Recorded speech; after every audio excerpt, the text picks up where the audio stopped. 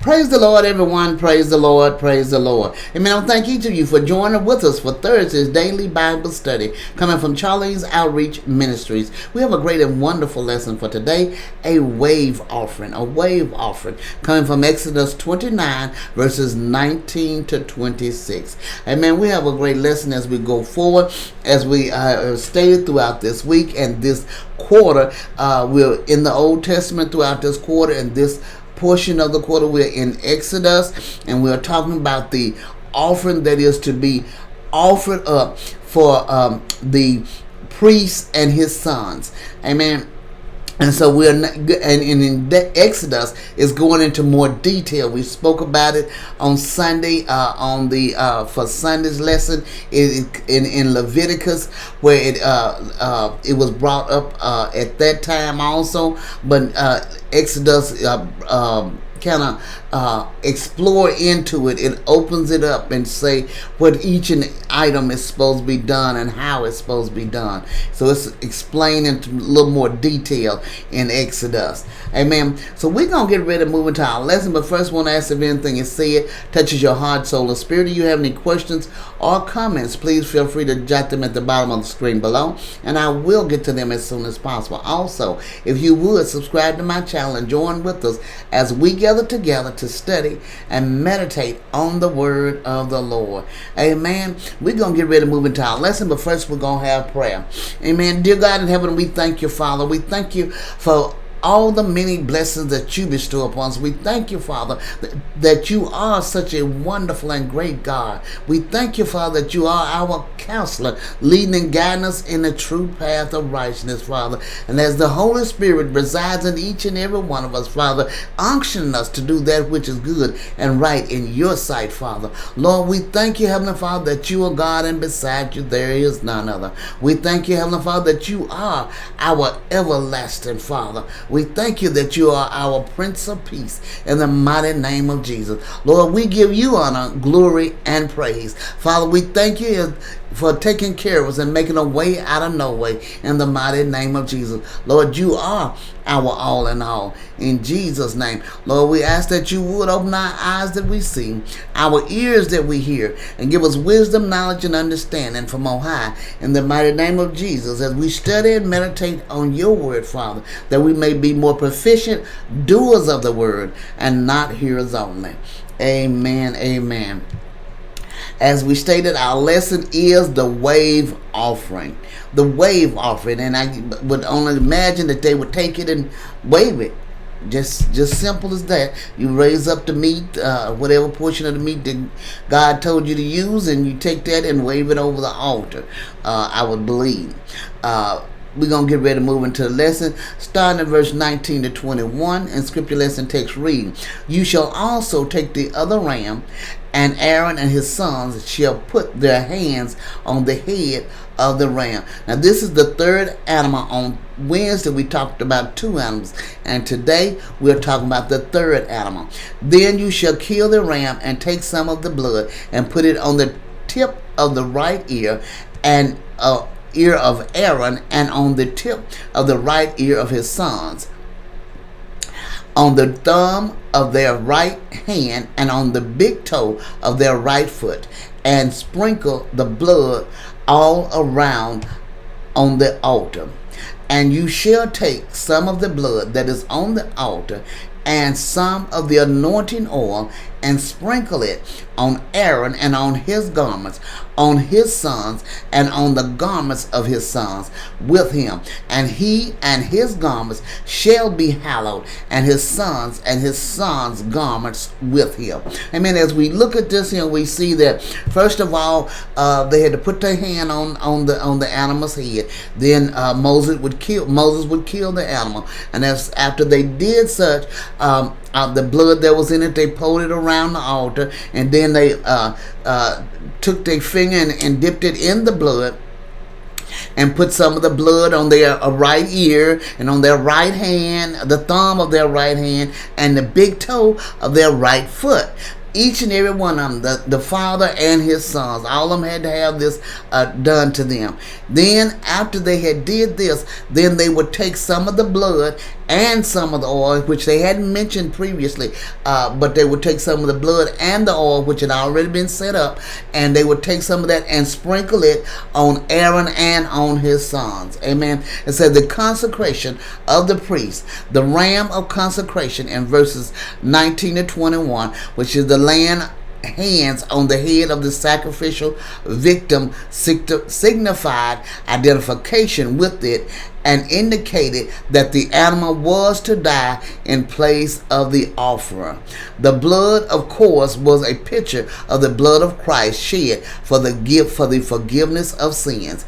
The blood of the second ram, the ram of consecration, was to be put on the tip of the right ear of Aaron and on his sons, and on the thumb of their right hand, and upon the big toe of their right foot, in verse 20, and sprinkled on their garments, in verse 21. This signified the need of cleansing from sin in every area of human life. The ear for obedience to God's word. The ear for obedience to God's word. The hand with the big thumb for the action or service, and the foot, which is the big toe, for walk or deportment. It might seem strange that the priest's beautiful garments should be sprinkled with blood. Atoning blood might not seem attractive in man's eye, but it is absolutely necessary in the sight of God. Amen. They had to sprinkle the garments as well, amen, as we spoke of earlier. Amen. Now verses 22 to 26 reads, also you shall take the fat of the ram, the fat tail, and the fat that covers the entrails, the fatty lobe attached to the liver, the 2 kidneys, and the fat on them, the right thigh, for it is a ram of consecration. 1 loaf of bread, 1 cake made with oil, and 1 wafer from the basket of the unleavened bread that is before the Lord.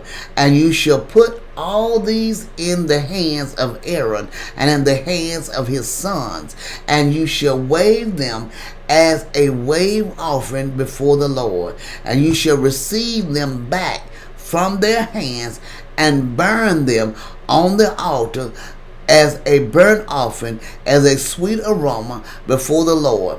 It is an offering made by fire to the Lord. Then you shall take the breast of the ram of Aaron's consecration and wave it as a wave offering before the Lord, and it shall be your portion.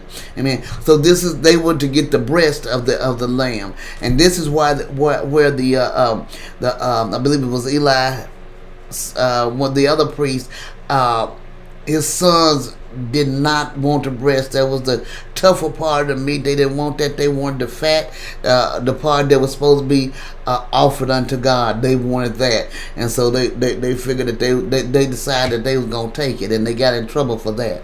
Amen. And said next Moses was ordered to fill the priest's hands with the materials necessary for sacrifice, and thus authorize them to sacrifice. In verse 22 to 28, the first offering in verse 22 to 25 was to be weighed before the Lord and then burnt on the altar of burnt offering. And I guess you put it in your hand and you do this a couple of times, and then you put it on the altar and it would burn. As we've heard in many areas, I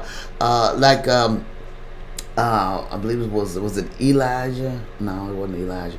One of the prophets that where all the priests, 400 some priests died when he put his animal on the altar, and he had made the big trench around the altar and poured water in it, and then the Lord set down fire and it consumed the animal and the altar and the dirt and everything, and the water and all of it. Amen. So this is, it's kind of like, you do the wave offering, you put it on there and let it consume it all. Amen. The first offering in verse 22 to 25 was to be waved before the Lord, and then waved before the Lord, perhaps horizontally, and the shoulder or thigh was heaved before the Lord, doubtless vertically. I guess they thought they did it like this. I'm not sure. You don't know which way they went with it, but they think it might have been vertically. Said these two portions were then given to the priest for food.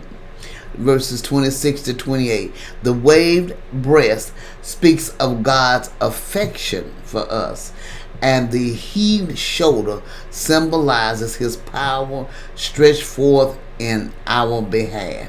Amen. This is a wonderful knowing this, and I myself would like a little fat of the meat. I really would, but I see that some got in trouble for wanting the fat of the meat, so I'm going to have to turn that one loose. But I don't know. What do you think about it? To only get the coarse part of the meat, but of course we know God always knows what's best for us, and not eating the fat and all that kind of stuff actually helps us to remain more healthier and in our bodies along with it. So it is, of course, God knows best, and we don't need all that fat and stuff in our system. I mean, and the biggest thing I think the priests and thing was dealing with that, because they didn't have opportunity to go anywhere and get anything besides that what was brought as a offering to the church. But it's a wonderful thing to know that God went through all this trouble to protect us and to help us and to get us ready, get them ready, that they would be able to come forward when Jesus Christ came. And this was part of the whole thing, is that with them going through all this here, it was allow them to be preserved, ready for when Jesus Christ came, and he could ransom them as well when he gave his life and was resurrected. Amen. So this is a great and powerful lesson. I pray you meditate on this lesson and have a wonderful and blessed day. God bless you.